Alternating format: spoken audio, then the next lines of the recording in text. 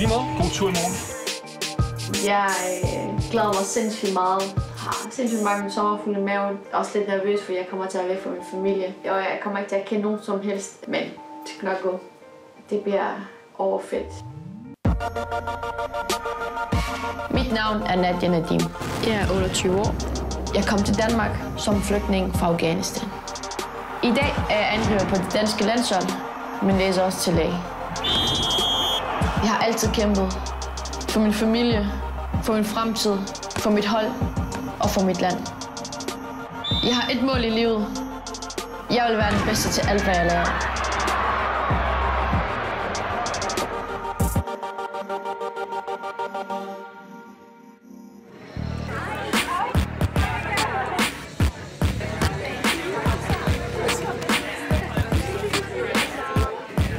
Vi er i Portland. Vi er lige ankommet. I don't understand a word of what she's saying when you're speaking Danish. How is this possible? You're Swedish. I understand everything you say. But you speak 10 languages. Come on. Who's picking us up? Maurice. Det er faktisk ikke koldt. Hi. Welcome to Portland. Thank you. How was your flight? Good. Long, but good. So welcome then to your new home. This is the place to be if you're going to play soccer.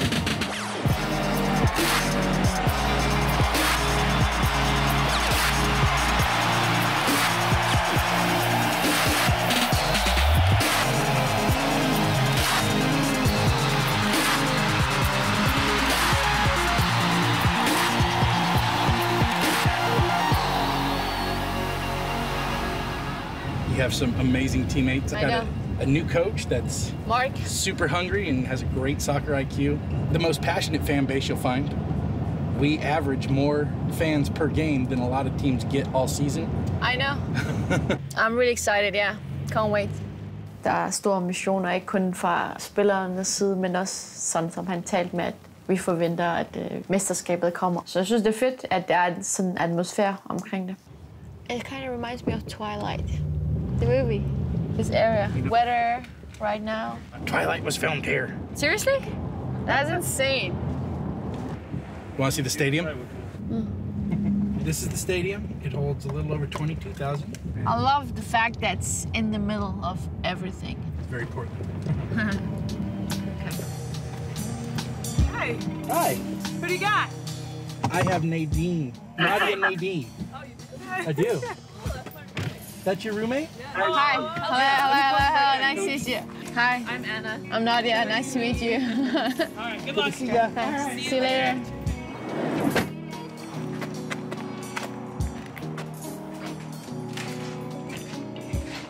I like this place. Not too bad, huh? Yeah, that's perfect. Welcome to Portland. Thank you so much. Fuck, det er fedt nok. Det var meget fedt, er det ikke? Åh, man, mit hoved eksploderer.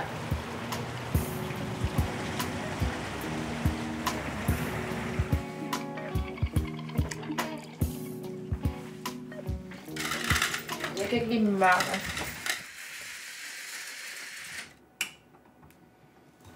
Så. Jeg synes, det er meget fint. Det er meget mig. Det er sådan simpelt, enkelt. Det kan jeg godt lide. Det er meget ret at have den med. Skal jeg bede? Jeg beder ikke 5 gange om dagen, men jeg beder. Allermest er jeg træt, men jeg er også lettet over, at jeg egentlig er her og pakket ude. Men også spændt for, at nu går det jo helt i gang. Fuck, den er ikke stor nok, den her. Den er altså ikke stor nok.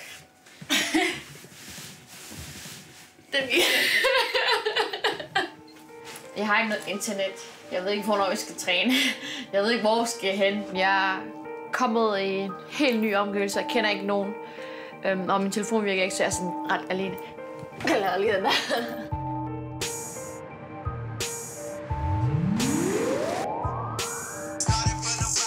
Hey. Vi bor i vores asylcenter. Der er 12 år. Vi bor i et værelse, hvor der er 5 køjesenge.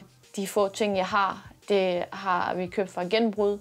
Jeg kan huske, jeg havde sådan virkelig slidt trøje, sportstrøje, som jeg altid gik rundt med. Og så havde jeg nogle kondisko, som også brugt at købe for genbrud, og et par jeans. Altså på det tidspunkt, det er jo ikke engang noget, jeg tænker på, at jeg kunne blive en top-angriber spiller i sygeste klub i verden. Nu er vi her. Ja, shit happens. Bare begyndt fra bunden af.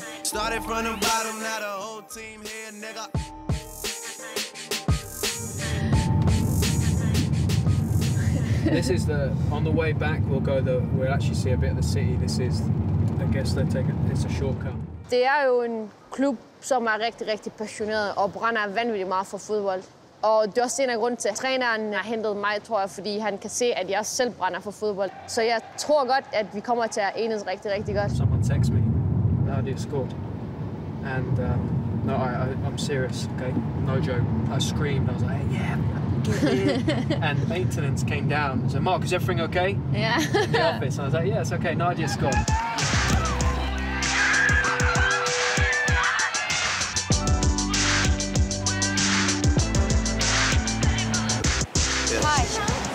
Yes, we have a reservation and the name Mark. Nadia, this is what I wanted to do when I see you at the... Welcome to Portland. Thank you. Finally. I love it. Welcome to the rain of Portland. Nadia, you're used to this? Rain? Yeah. Yeah. Denmark? Denmark is raining. You're a very special talent. The impact you have on everyone else, not just you and your ability. I think you're a special talent, but for me, I always want to be around special people as well. And I think this is why we had to bring you here. We had to get you here because not only you'll be a good player, but you'll make everyone else better. Thank you. Yeah, well, thank you. Thank you for being so freaking talented and a great human being. Han virker til at være en rigtig fin gut. Meget intens og meget dedikeret, når det kommer fodbold. Og man kan også se, at han virkelig brænder for det. Og det er sådan nogle typer, jeg klikker bedst med. Og han ser, at det bliver sæson, hvor presset kommer til at være rigtig, rigtig højt, fordi alle i byen forventer, at vi gør det godt. Og det elsker jeg jo. Jeg elsker presset, og jo mere presset jeg bliver, desto mere vil jeg folde mig ud.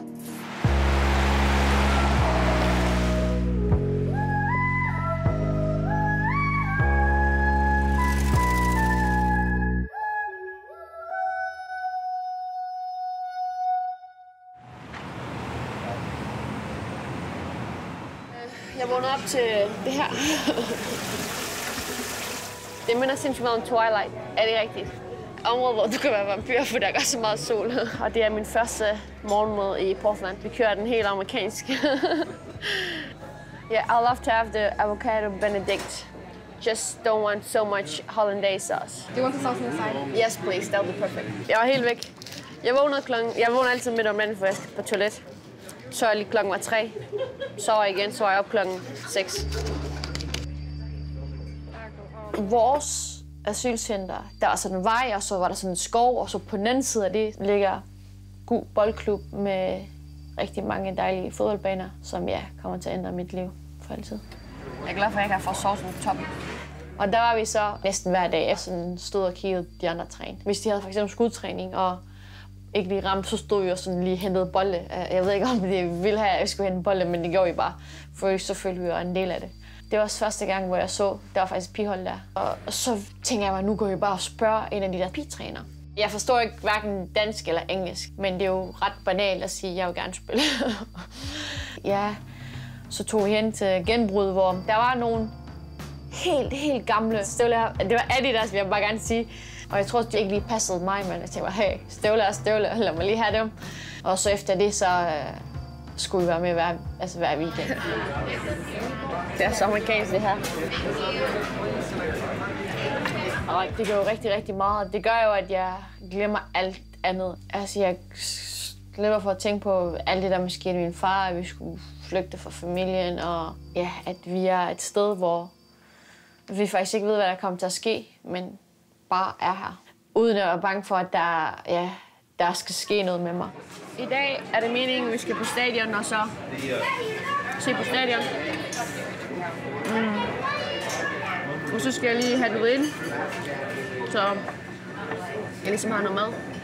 Og så mangler også nogle ting. Jeg mangler en dyne og en pude. Thank you.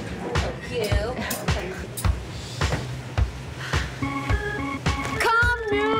Læg din varme kend til mig. Lad mig være stille.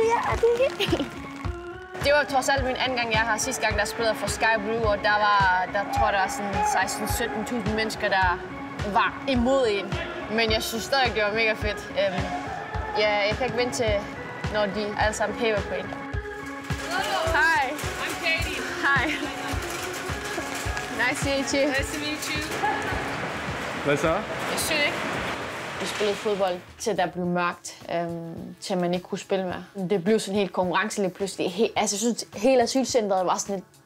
Alle begyndte at spille, og det gjorde også tingene lidt bedre, fordi der var børn, der også måske havde samme vilkår, og det eneste, man havde til fælles, det var fodbolden. Man skulle ikke snakke så meget, altså. Så får vi at vide, at der er sådan en asylcenter Cup, hvor der er sådan, det afholdes i forskellige steder. Så lige pludselig blev det sådan et sindssygt projekt, hvor vi tænkte, okay, vi bliver nødt til at have trøjer, og så skal vi træne jo taktisk. Jeg tror, vi brugte 1,5 måned på at sådan gøre os klar. Vi møder nogen, der er, jeg ved det ikke, de var nok 19-20 år. Og gæt hvem der vinder. Så det første cup, vi har vundet. Det var helt åndssvagt. Det er nok det fedeste, jeg har oplevet. Jeg har aldrig oplevet, hvor folk gik så meget amok. Altså, der var vi sådan 7. himmel. Det var sindssygt, altså.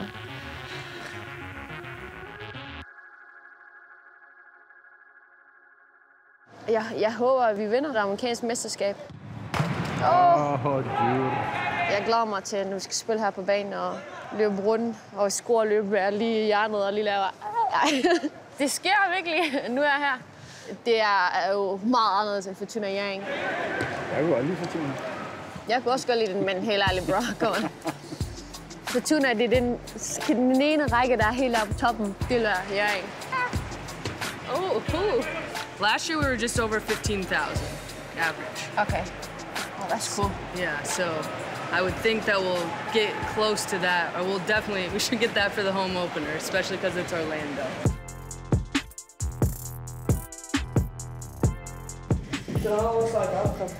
We didn't do so well this year. It was shit. Oh, okay. No. This is the locker room. Yeah. Oh. Oh, that's cool. Fuck, hvor sindssygt. Ja, det er fedt, ikke? Hvad så? Det er nummer 9? fedt, ja. Har fået mit nummer. Wow. Perfect. Yeah. Yes.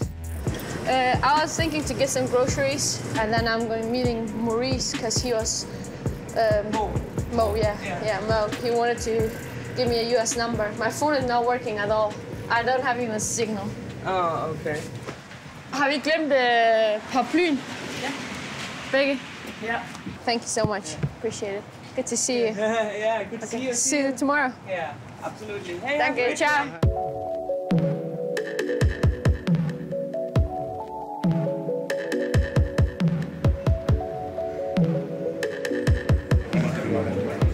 Jeg får et amerikansk nummer. Jeg har ikke haft nogen wifi sådan i går, eller jeg har lige fået det på Starbucks. Så det var meget rart at lige skrive til min mor og sige, ja her, det er det, hun sagde. Så der går nok nogle par dage, siger nej, det ordner du lige hurtigt. Just to verify. This guy follows you on Instagram. That's amazing. Nå, de er lige der. Oh, that's cool. Oh, I follow her on And they Instagram. can give you a SIM card or anything? That's Portland in a nutshell for you right there. We come into the T-Mobile store, Sorry. and one of the employees is following one of our players. I have season tickets for the Thorns. You're good. Thank you. Thank you. Thank you. Check. Hvordan så? Første fanbillede? Nå, ja. Det var fedt. Hvad var det? Jamen, stille og roligt. Jeg ved ikke, hvad jeg skal sige. I'm used to it now. Thanks, Mo. You're awesome. You're awesome. I'm gonna take a selfie. It's working.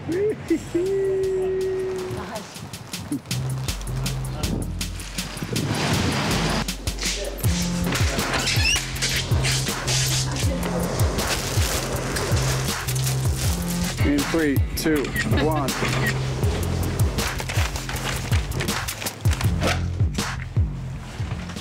Hello, how are you? Good. How are you? Good. You alright? Roomy.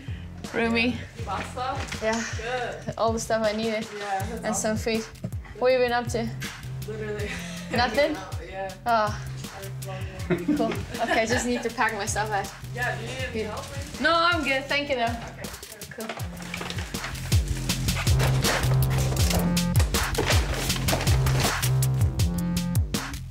Oh, no. Det er altså ikke en queen. Fuck, hvor er det nederen, at den ikke passer ordentligt. Jeg har en app, der viser, hvorfor vej Mekka er. Jeg anser mig selv til at være muslim. Jeg er troende, men jeg føler også, at religion er noget personligt. Jeg synes ikke, jeg har behov for at gå rundt og fortælle folk, hvad de skal og hvad de ikke skal. Jeg føler, at det er mig og Gud. Det er sindssygt smart. Jeg beder oftest om morgenen, altid. Fordi, jeg ved ikke, jeg synes bare, det er en fin måde at starte dagen på. Og jeg føler ikke mig tvunget til at bede. Jeg gør det, fordi jeg har lyst til det.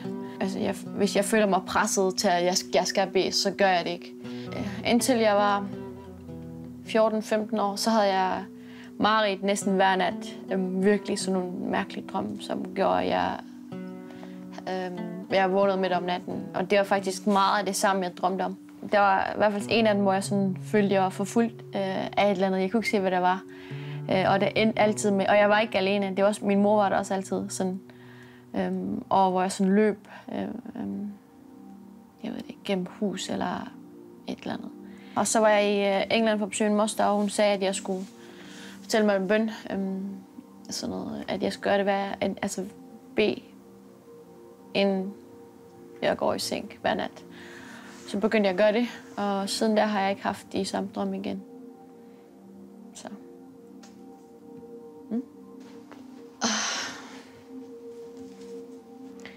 Vi fandt ud af, hvor det var henne.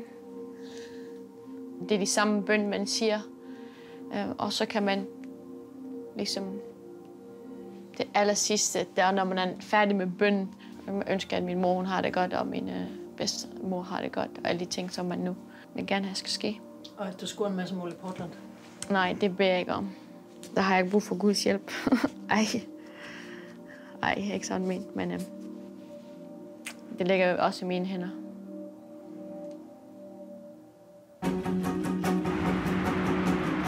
New coach, new teammates. Did it feel like a new start? I'm just excited to play with Nadim. I've always admired her play, and I thought that she was really good.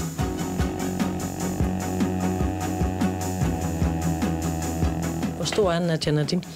Jeg er stor. Jeg tror, jeg bliver nok medregnet til at være en af de største angribere. Portland, det er jo ikke hvad som helst klub. Det er ikke hvem som helst, der kan spille her. Wow. Started with it in like October. She said from the beginning in October that she wants to play for Portland Thorns. There was nothing else. The other clubs in US, in Denmark, in England that showed interest. No. She just want to come here. So listen, you're standing here. Is this the official one? Yeah, initials. Yeah. Here you stand there. It's better that you stand there. We changed this to 10 years, yes?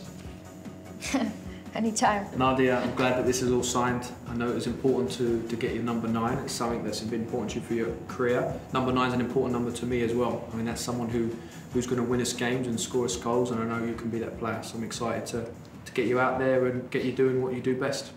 Thank you. Oh my God, man. Thanks, appreciate it. See you after practice, yeah. Okay. And it's year one, but the expectations from your owner are always kind of championship or bust. Is that how you go into this? No one will put us under more pressure than me, and I put myself under that. We got to keep moving forward. Det var min første træning i Portland Thorns. De har taget rigtig godt imod mig, de er rigtig søde. De har mødt mig i ligaen før, og jeg tror, de er glade for, at jeg sådan er på deres side nu. Når jeg snakker med folk, så er de sådan, nej, jeg er glad for, at du er her, og det bliver fedt, det bliver en fed sæson. I don't see the movements and spaces that she sees. She has that special talent.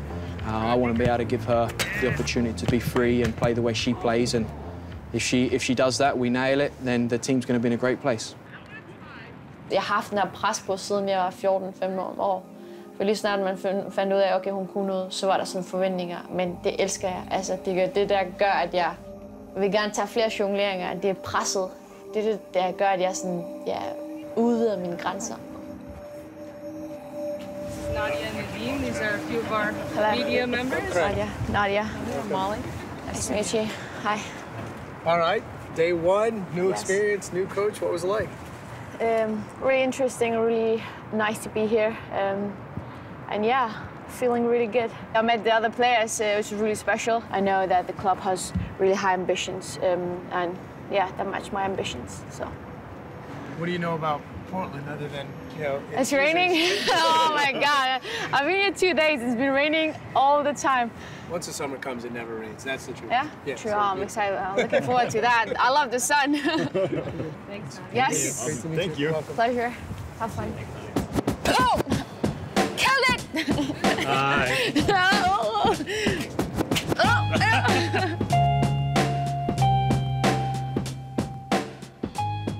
It's been a good day. I'm happy everything went as we planned. Yeah, like the coach and the management and everything. Yeah, I like Mark a lot. Easy to get to, smart. Intense, but I like intense. Yeah, absolutely. I'm intense. I was thinking today, I was like, this is so sick, and I don't have to go to school like for a month. Like just soccer. I'll be like... Scoring goals. I hope so. Kick some corner flags. I hope so. I think I'm gonna be fine here. Good people. Yeah, I think so. I'm gonna adapt really fast. Tomorrow I'll be like, yo, what? What's up? What's up, bro? Altså Champions League spilles jo i Europa eller i Danmark 8:45. Men her bliver den, fordi der er tidsforskel, så er klokken 12:45. Lige nu er jeg på vej for at se Champions League-kampen mellem Juventus og Bayern. De viser ikke engang kampen, mand. Er du kidding me? Vi går nu.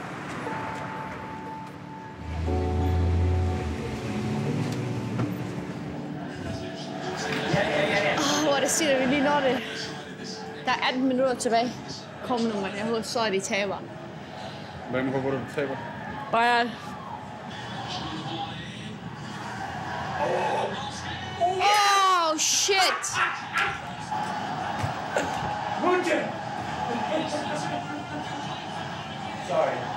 Sorry. If Juventus scores 1 goal, they're through. I lived in Munchen for 5 years, so I'm FC. Makes sense now. Oh, are you kidding me?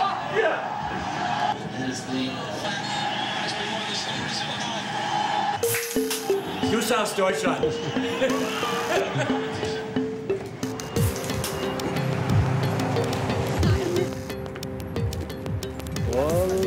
Yes! Tager du godt? Shababs. Tør jeg godt. Jeg tager ikke ansvaret for det her. Hvad er det for en bil, du har, Nadia? Det er ikke min bil, det er Thijs' kameramands bil. Jeg kører ikke i sådan noget.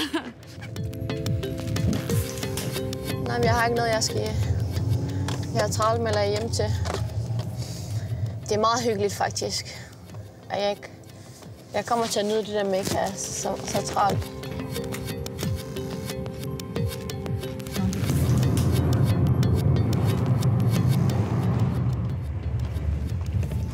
Jeg kommer om sommeren, når Tan er her.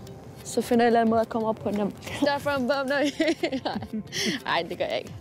Der er helt svampet her. Ej, din sko, mand. Du har lige ødelagt din sko. Slap nu af, bro. Thijs, for helvede. Det er lige sygt, det der. Jeg var lige en Snapchat.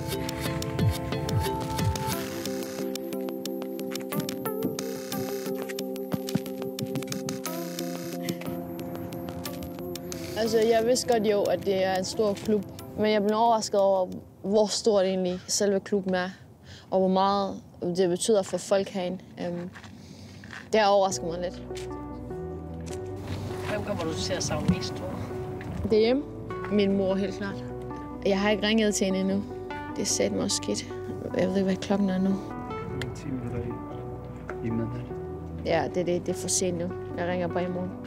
Noget, jeg synes er rigtig fedt, er, at jeg har ikke nogen forpligtelse eller noget, jeg er bundet til. Det elsker jeg. Sådan, jeg kan gøre, hvad jeg vil. Eneste ting, jeg er bundet til. Det er så bundet med hjertet. Det er min mor. Altså. Fordi jeg ved, hun kommer og savner, og jeg savner hende som... Men det er jo ikke en forpligtelse. Det er jo mere kærlighed. Kærlighed. Så ellers, ja. Jeg synes, det er meget fedt, at jeg kan gøre det, jeg har lyst til. Det har jeg altid. Altså, det elsker jeg, den her frihed. Sådan så det ikke ude, da jeg var 10 år.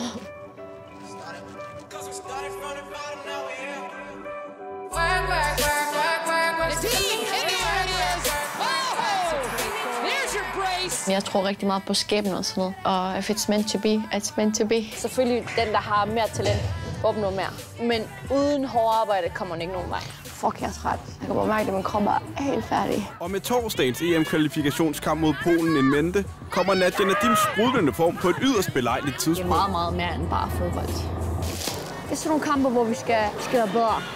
Vi skal være mere rutinerede, vi skal være smartere, vi skal være køligere.